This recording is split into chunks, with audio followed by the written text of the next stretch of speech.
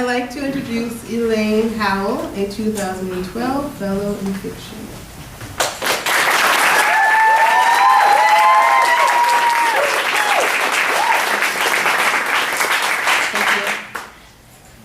This is an excerpt from a short story called Someone Else Will Love You More. Sarah hadn't been on a date with a man in 15 years and had assumed that once she realized she was a lesbian, that would be the end of it.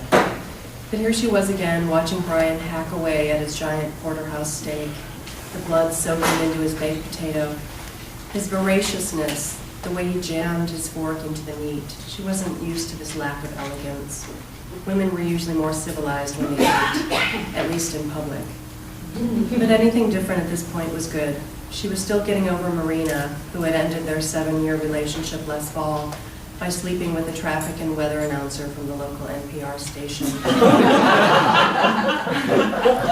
It was one of those reminders about the breakup that constantly gnawed at her. Sarah would be driving home from work and she would suddenly hear the woman's voice on the radio announcing congestion on the Cajon Pass, which she never failed to call the Cajun Pass. She had a habit of mangling the names of streets and landmarks. How could Marina be attracted to someone like that? The woman's voice was so smooth and confident. Sarah knew it was the same voice Marina heard each night now in bed, probably mispronouncing certain features of her anatomy.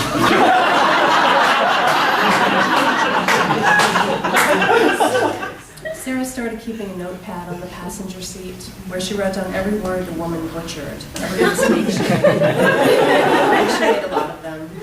Every time Sarah heard one, she laughed aloud, which was less a laugh and more a bark of hatred. And glanced at the drivers around her to see if they had heard it too. They never had. According to her friends, Sarah was nursing an unhealthy obsession. She'd heard their advice for months. Put an ad online. Join the Gay Sarah Club. Buy a decent bra. They all thought she should update her Haight-Ashbury look and find someone else to start over with, but the thought of it exhausted Sarah.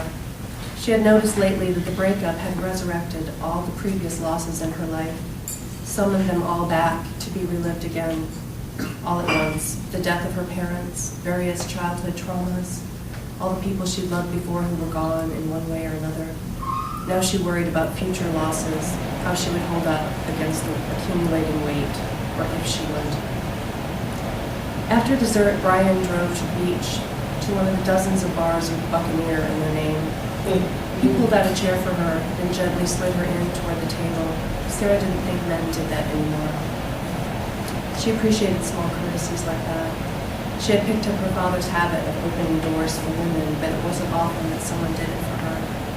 She wondered what life might be like with Brian, or with another man. Were there things she carried around, literally and otherwise, that she could let go of? He could do all the heavy lifting. She would no longer have to pay to have furniture.